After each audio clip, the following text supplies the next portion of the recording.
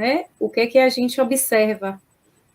Essas crianças que ficaram confinadas, né, tanto em casa quanto nos centros, né, institucionalizadas, elas perderam um período, né, muito extenso de socialização, né?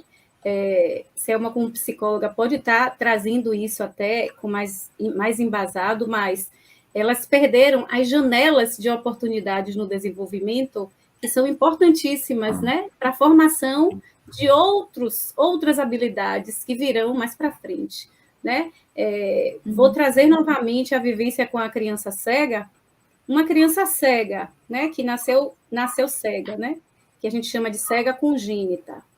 Se ela ficou o tempo todo, porque grande parte do aprendizado se dá pela visão, né, pelo sentido da visão. Então, as crianças aprendem por imitação, né? Se uma criança cega fica privada, né, visualmente dos estímulos, né, visuais, ela precisa ser estimulada de outra maneira, né, utilizando os outros sentidos. Nós não temos só um sentido da visão, mas como ele é o mais rápido e que capta com maior facilidade todo o ambiente, é o que a gente mais usa. No caso, nós que somos videntes, né? Mas uma criança cega, que nasceu cega, uma pessoa com cegueira congênita, ela precisa ser estimulada precocemente, utilizando os outros sentidos, né? Então, se ela não foi estimulada, ficou só em casa, ali, ela vai ter problemas, comprometimentos de ordem motor, intelectual, né? Consequentemente intelectual, porque os sentidos não vão estar sendo estimulados, né? E aí vai gerar mais e mais comorbidades, né? Numa deficiência base que era a visual. Então, isso é o exemplo da pessoa cega. Isso também acontece com as outras crianças, né, que nascem com outros tipos de deficiência.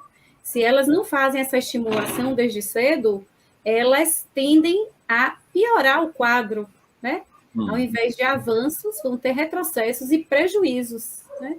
Porque as janelas de oportunidade de desenvolvimento foram comprometidas, né?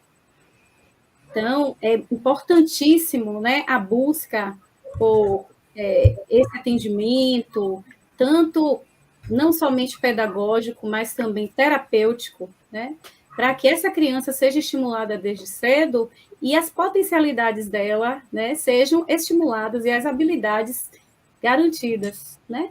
Então, graças a Deus, Deus nos presenteou com mais de um sentido. Então, na falta de um, a gente vai utilizar os outros. Né? É importante essa palavra que a Roberta falou aí, sobre a questão da gente estimular as potencialidades. Eu costumo dizer sempre que uma criança que apresenta uma dificuldade, ele não é neutro nas outras. Ele não deixou de ser humano, ele não deixou de ter outras habilidades.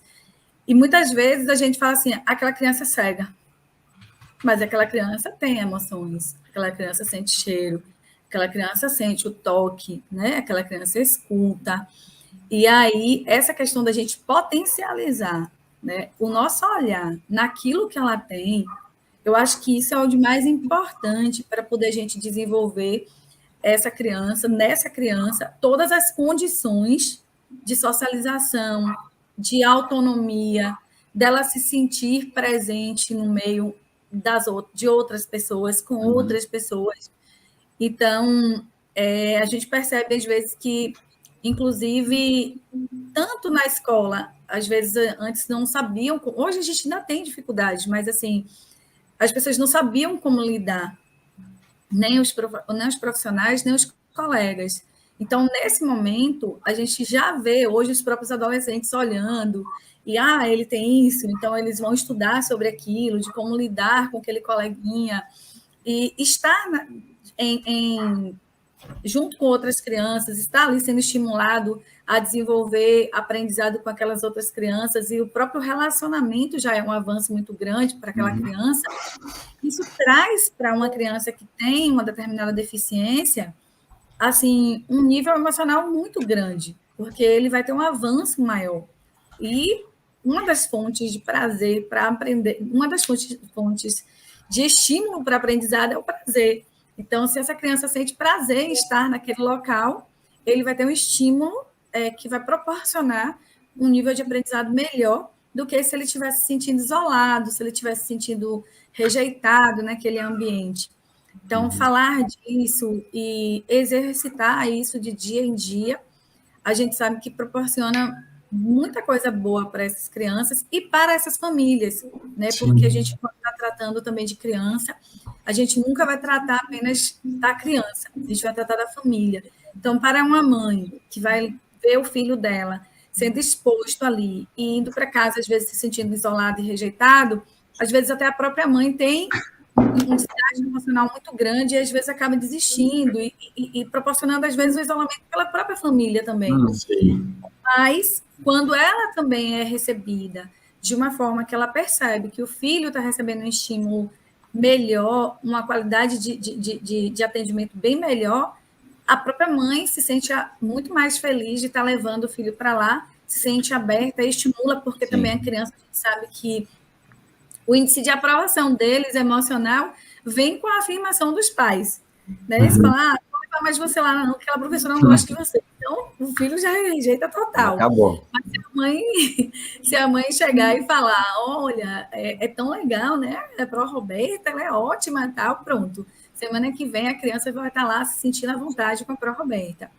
Então, eu acredito que isso traz uma segurança maior, isso traz um estímulo melhor para todas as famílias, e a gente acaba produzindo um nível de ensino com a qualidade melhor, né? Porque educação é um processo.